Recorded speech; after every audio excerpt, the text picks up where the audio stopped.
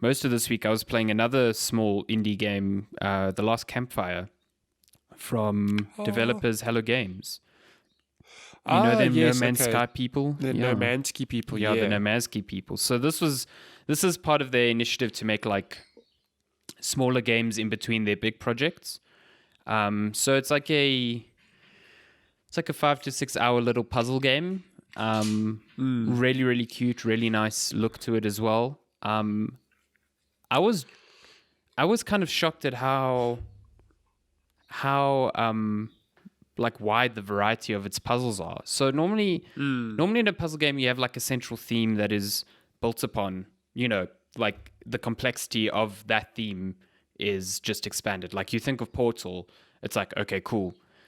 Open a portal. Firstly, they give you a portal gun which can only shoot one type of portal. Then they give you the option to shoot, entry and exit. And then they start introducing lasers and cubes, but it's all down to the same central theme of these are portals, Last Campfire doesn't have that. It's like every single puzzle is its own little new theme, but it's introduced in such a way where it's not like, oh my god, I need to now like change my way of thinking to understand how this puzzle works.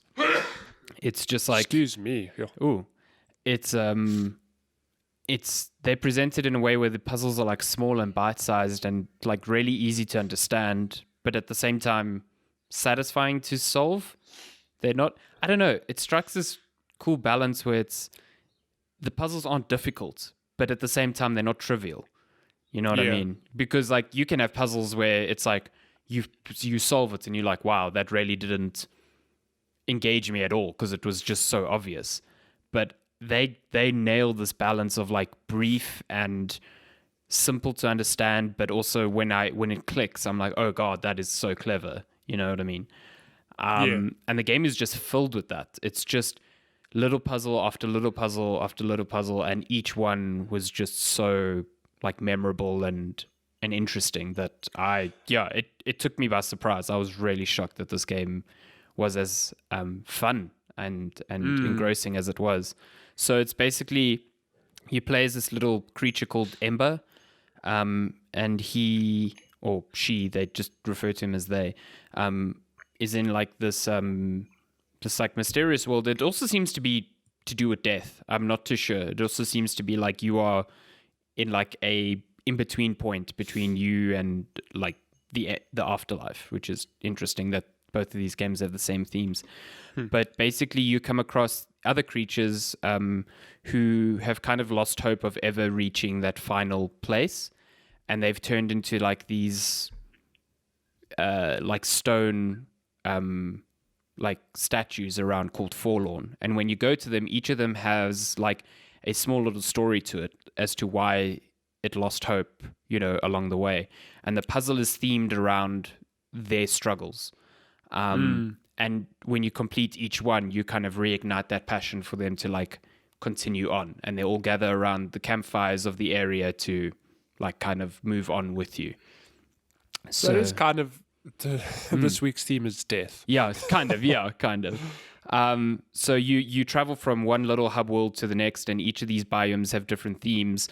And just getting from one puzzle to the next is a puzzle in itself. It feels almost like an adventure game. You get items that are required to open up certain areas. You've got small little environmental puzzles to solve. One of my favorites early on was I had to find a way across this like lake because I could see these like holes in the ground.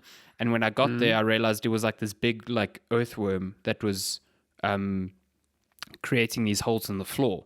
So I wanted to catch him, but every time I got close to him, he ducked down into the hole and popped up on another one. So I used these these like frog stone statues to block all the holes except for one, so that he couldn't go down into any of them, and then I could grab him. And then I took him to like this other massive toad in this pond to feed him. And when I fed the toad this worm, then the toad transported me to a new area. So it's like, that adventure game sort of thing. Like you need one thing to progress along, and it's nice. A Metroidvania. Well, yeah. No, I'm joking. Everything can be a Metroidvania. My God. It is confirmed. So yeah, it's neat. It's like I said, it's like 6 hours. I don't think it overstays its welcome, and I feel like it's got so many clever puzzles that it's just really satisfying to play through. It's on so many platforms. It's on consoles, it's on Switch, it's on Apple Arcade, if you still subscribe to that. So I would definitely recommend it. The Last Campfire. What did you play it on? I played it on Switch. It's got some performance issues on Switch. I'm not sure why. Some weird frame rate dips here and there and whatever. Like, not detrimental to the experience because it's a slow paced puzzle game, but really annoying that it's so frequent. But other than that, it's a beautiful game. It's really It's got some like folklore narration over the gameplay, and it's just, in my review on GameSpot, I described it as cozy, and I think that's right. Like, I felt like it just felt like really wholesome and cozy. Yeah, your hot cocoa. Yeah, I just sat on the couch and I was playing it, and it felt like the hours like peeled away, and it was great. I really enjoyed it. Yeah.